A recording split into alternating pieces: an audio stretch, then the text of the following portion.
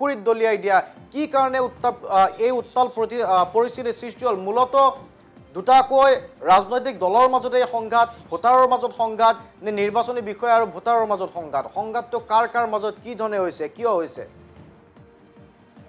হয় শান্তনু মহন্ত এই মুহূৰ্তত যিখিনি তত্ত্ব আমাৰ হাতত আহি পাইছে সেইখিনি তত্ত্বই ক'ব লাগিব এক ৰক্তক্ষয়ী সংঘৰ্ষ হৈছে শ্ৰীভূমিৰ দক্ষিণ কৰিমগঞ্জ আৰু পাতাৰকান্দি আৰু ৰামকৃষ্ণনগৰ কিয়নো আজি ৰাতিপুৱাৰ পৰা যিখিনি আপডেট আমি দি আছো সেই আপডেট বেলট বাক্স পানীত পেলাই দিয়া হৈছে কোনোবা ঠাইত ৰেগিঙৰ অভিযোগ উত্থাপিত হৈছে কোনোবা ঠাইত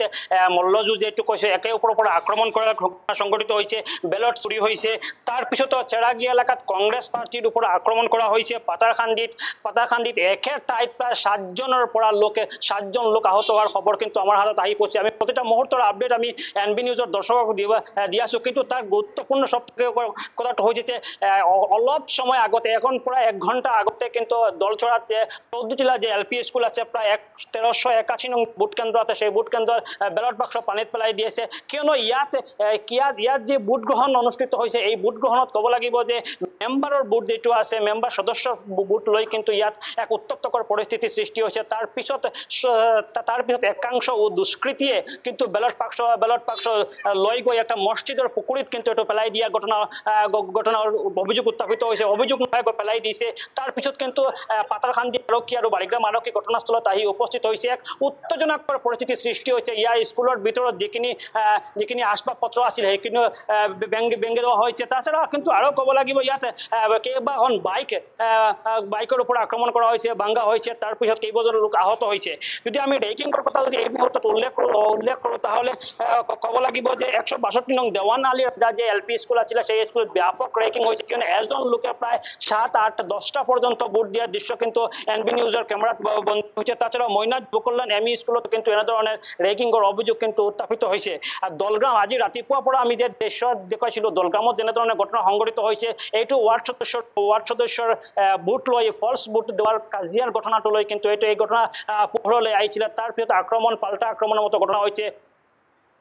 আক্ৰমণ কৰা হৈছে যাৰ ফলতে এতিয়ালৈ 3জন ব্যক্তি শ্ৰীভূমি জিলা সদৰ হাসপাতালত কিন্তু এডমিট আছে তাৰ মধ্যে একজন প্ৰাৰ্থী আছে আমি যদি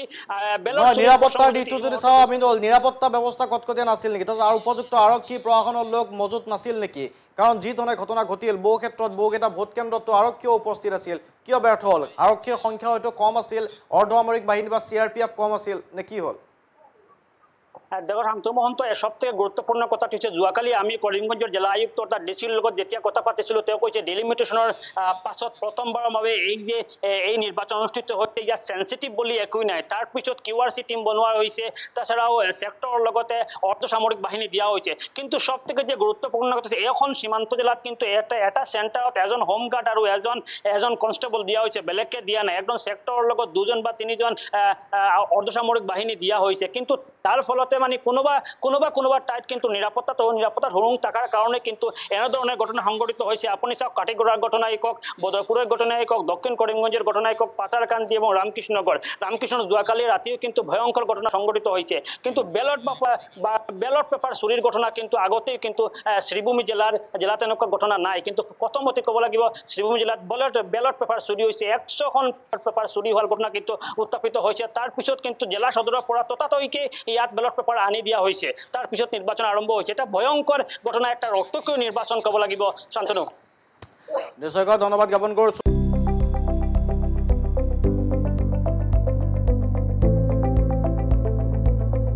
এনবি নিউজ সহজ সৰল ভাষাত নৱভাৰতৰ কথা